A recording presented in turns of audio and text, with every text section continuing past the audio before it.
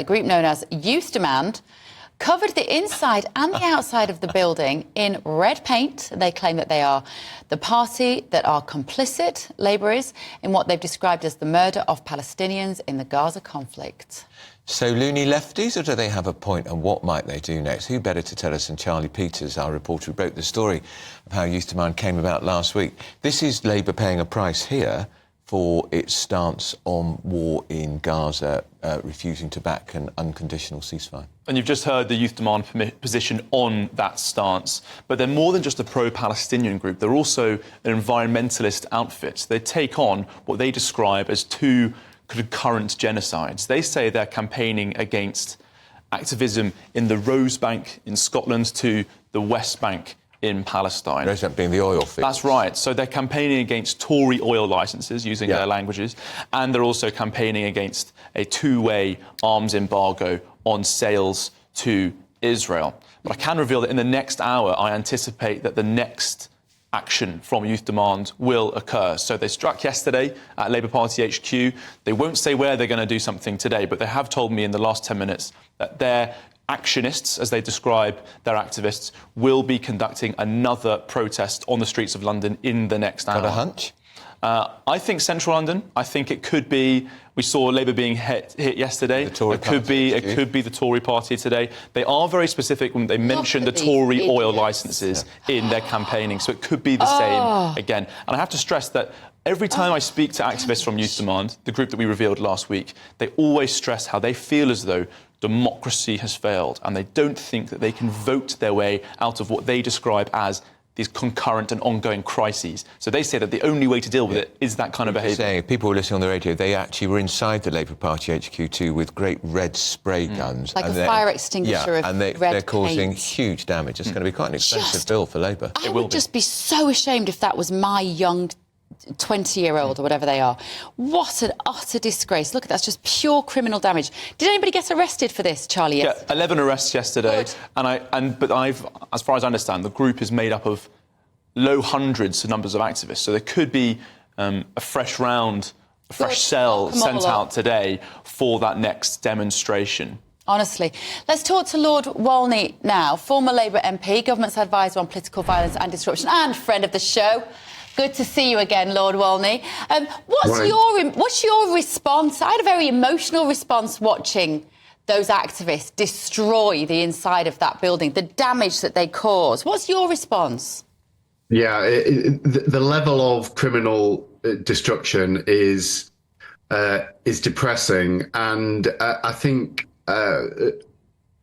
we have to be careful as broadcasters, as politicians, as commentators, not to end up amplifying what is on one level pretty basic criminal damage. And I think there is a risk actually that we can talk about this in excited tones and they're going to strike next and end up having GB News and other channels as essentially a microphone, a loudhailer for this pretty unedifying far left group. So I think that's one thing to be mindful of.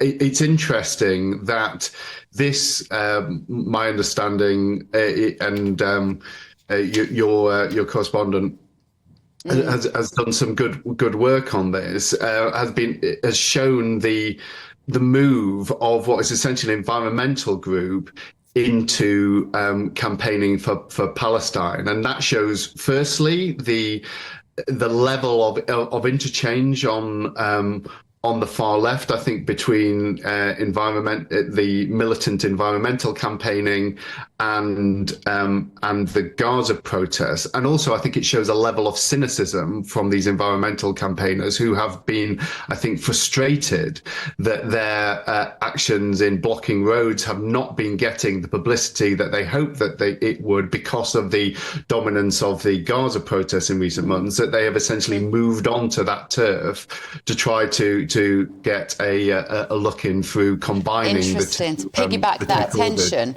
But Lord Walney, do you think, can they go too far? Is that what they've done today? Did you just say, was it too much, too extreme? Oh, absolutely. Absolutely. I think we need to be really firm as a country at all levels, at the political level, in the way that the public discuss this, that whatever your strength of feeling about a cause, stepping into criminality and vandalism is not acceptable, that we need more of a focus on how to change the law through the ballot box and be proud of the parliamentary democracy that they have, and not buy into this fake far left narrative which says, oh well, all democracy is irredeemably corrupted and therefore we've got to take matters into our own hands. That's not acceptable. I just want to put your point to Charlie Peters here. Are you amplifying this and sensationalising it and giving them publicity that, frankly, could be have a negative impact for all of us? Sure. Well, when we revealed this new alliance, this group last week between Palestine Action and this Just Stop Oil spin-off, it didn't appear that the police or ministers were aware of this group. So I'd push back on a view that perhaps we're amplifying it, more that actually we're revealing this group where many critics are saying that insufficient action has been taken to counter these groups and actually to get proactive and preemptive with policing to infiltrate these groups, which have sprung up out of the ground very suddenly. I mean, this organisation didn't really exist until the middle of the last month, and it was only by virtue of investigating left-wing online spaces that we were able to reveal that. Well, the funding is very interesting. We do know that a lot of these activists, certainly the ones that I've met on the street, are young students, so there's no doubt they're revealing student finance to subsidise their activities in the middle of the week. To supposed to be funding their university education. Well, precisely, but a lot of them that I've spoken to have kind of delayed studies in order to come out and take part in these protests. One of the people who was outside of Labour Party HQ yesterday was an Oxford University student. I spoke to another one who was studying critical theory at Leeds. So these were supposed to be clever. They're middle class, they're well off. Many critics say they're extremely entitled. Others are saying that they are anti-democratic vandals. But one thing is for sure, is they are not getting the level of police oversight that many critics expect they should.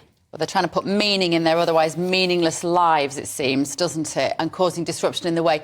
Lord Walney, thank you so much for joining us. I'm afraid we're short of time this morning. And Charlie Peters as well, thank you so much. It is a dilemma for us as broadcasters, isn't it, how much publicity you give to that? Yeah, but if they're a campaigning group, we've got a job to tell people about them. We need to do. That's our job. And where are the police? Get there, arrest them, bang them.